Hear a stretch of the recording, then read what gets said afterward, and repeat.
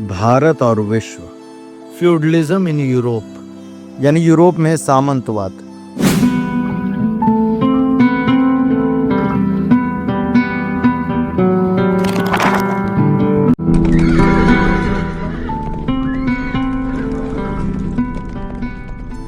Roman साम्राज्य के विनाश के बाद एक नई सामाजिक या शासन व्यवस्था की शुरुआत हुई, जिसे हम फ्यूडलिज्म या सामंतवाद के नाम से जानते हैं।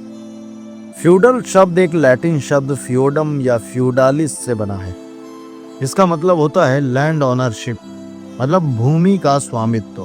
फ्यूडलिज्म पहले से भी चलता आ रहा है, लेकिन 9वीं से 14वीं शताब्दी के बीच राजा कमजोर होने लगे थे और सामंत मजबूत हो गए थे, और राजा पूरी तरह से इन सामंतों पर निर्भर करने लगे थे, क्योंकि आर्मी से लेकर हर चीज सामंतों के कब्जे में आ गई थी। फ्यूडलिज्म में एक तरीके से सेंट्रल की ताकत खत्म होके लोकल के पास चली गई थी, और सबसे ज्यादा किसानों को सताया गया था, क्योंकि उनका भूमि पर कोई अधिकार नहीं होता था और वो दिन रात काम करते थे। सामंतवाद एक तरह की शासन व्यवस्था थी। ये एक तरीके का कॉन्ट्रैक्ट या बॉन्ड होता था, जो कि लॉर्ड मतलब स्वामी और वैसल यानी जागीरदार के बीच होता था। जैसे कि हमारे देश में हमारा समाज 4 वर्णों में विभाजित था, ब्राह्मण, क्षत्रिय, वैश्य और शूद्र। ठीक वैसे ही यूरोपियन सोसाइटी भी 4 वर्गों में विभाजित थी। सबसे पहले किंग, फिर नोबल्स, फिर नाइट्स और सबसे आखिरी में पीजेंट्स। यूरोप की सामंतवाद व्यवस्था में नोबल्स राजा से जमीनें लेते थे और बदले में राजा को सेना देते थे। ठीक वैसी ही प्रक्रिया नोबल्स और नाइट्स के बीच में चलती थी।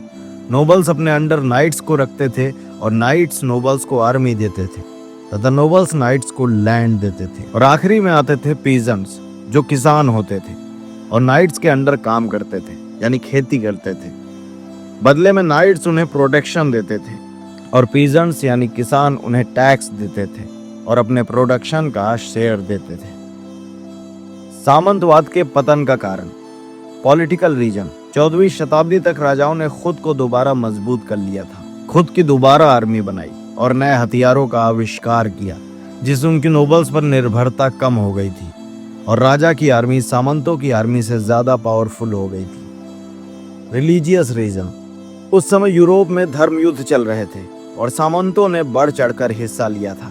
अपनी सुरक्षा के लिए उन्होंने अपनी जमीन या तो बेच दी थी या तो गिरवी रख दी थी, और इसी के फलस्वरूप सामंतों ने अपना सत्ता खो दिया और राजा ने दोबारा उन जमीनों पर आधिपत्य स्थापित कर लिया।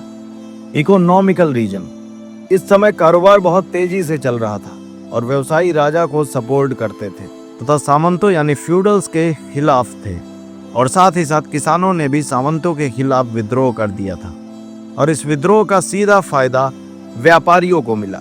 उन्होंने किसानों और मजदूरों को छोटे छोटे कस्बों में बसाना शुरू कर दिया, और इसी के साथ फ्यूडलिज्म का अंत हो गया।